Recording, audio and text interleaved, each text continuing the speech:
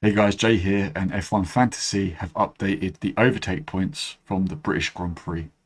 Let's get into this. So I'm going to try and keep this short and sweet, guys, but essentially this morning I did my normal morning routine, which is take my medication and put on YouTube, and a video popped up by Rein Fantasy that you can see at the top here, talking about the breaking news of the F1 Fantasy points changing from last night.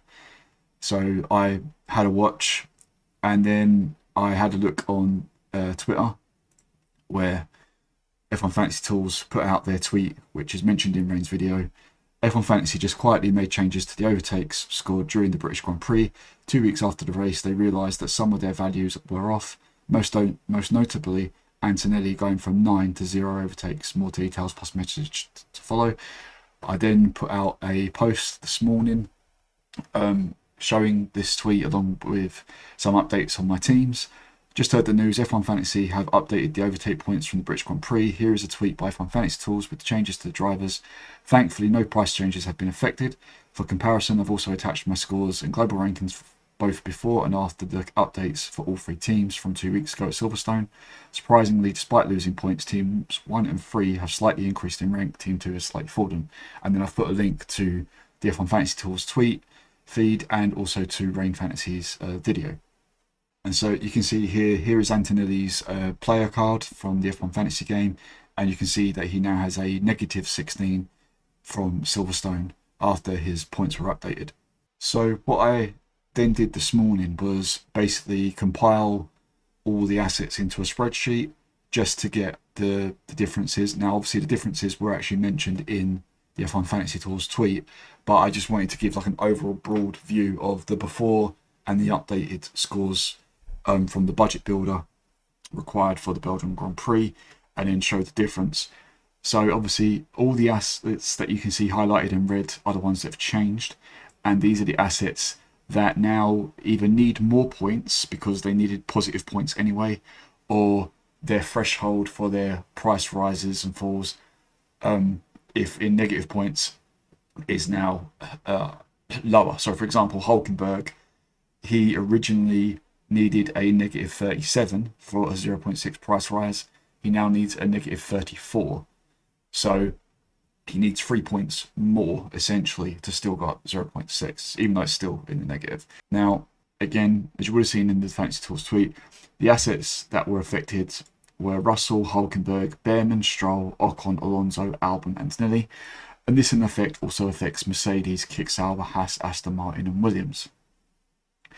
It affects the constructors a little more because obviously the driver asset points are combined, and in this case the worst hit one is Mercedes. So Mercedes now need 11 points more than they did originally in Belgium to go up in price. Obviously a lot of us weren't looking at Mercedes anyway for Belgium, but I just wanted to throw it out there and say this actually puts me off Mercedes even more because now their threshold is even higher. Now, one positive thing is that the B tier drivers that we were looking for in Belgium to gain our budget increases, they haven't been impacted too much. So this would be Hulkenberg, Behrman, Stroll, Ocon, Alonso, Gasly. Essentially, yes, they need a few more points, but they're still likely to increase in price. My only slight concern would be Stroll, because he now needs 6 points.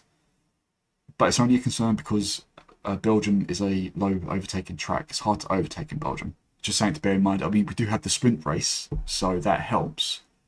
But I just wanted to throw it out there and just say that in terms of the assets being affected for their price gains, yes, thankfully the worst hit ones are Antonelli and Mercedes. The only A tier driver is Russell. But you know, on the face of it, it's not quite so bad. I mean, it's not ideal, but it's not, it's not like they're losing 10 points, 15 points, 20 points, or they're needing more 10, 15, 20 points. Yeah, just wanted to quickly throw that out there and just to, obviously help you for your team selections.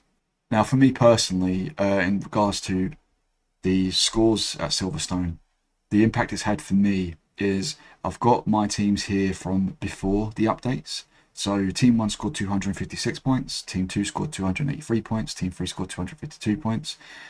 And then when we go to the updated, we can see that Team 1 has lost 6 points, Team 2 has lost 9 points, and Team 3 has lost 7 points. The interesting thing here is on the rankings, because Team 1 and Team 3 have actually increased in rank, whereas opposed to Team 2, who has slightly dropped in rank. So personally, it's not, again, you know, it's not ideal. We, as players, we expect the game to work correctly, but we're only talking a couple of hundred places, if that, in some cases. But it does leave me with a slight concern down the line, is obviously when, at the end of the season, we want our rank to be on merit. We don't want our rank to be, oh, sorry guys, we made a mistake. So-and-so actually got 6 overtakes at such and such Grand Prix, not 5. You know, just a silly example. Obviously, nothing's perfect. Everything is flawed to a degree. But let's hope this doesn't happen again throughout the season, because especially when making videos on the game as well, we obviously want to provide you with the correct information as best as we can to our knowledge, but also you as players want the information to be correct so that you know what decision you're going to make at the next race. And so yeah, that's it from me, guys. Like I say, just a very short and sweet video. No outro, little Gran Turismo clip or anything like that. I'm working on a Gran Turismo project for later in the year, but obviously mainly F1 Fantasy, as you know. Be back soon, obviously, with our team selection for Hungary after the Belgian Grand Prix. I don't know when exactly, because obviously we've got the summer break. But yeah, anyway, thanks for watching. Hope this helped, and I'll speak to you soon.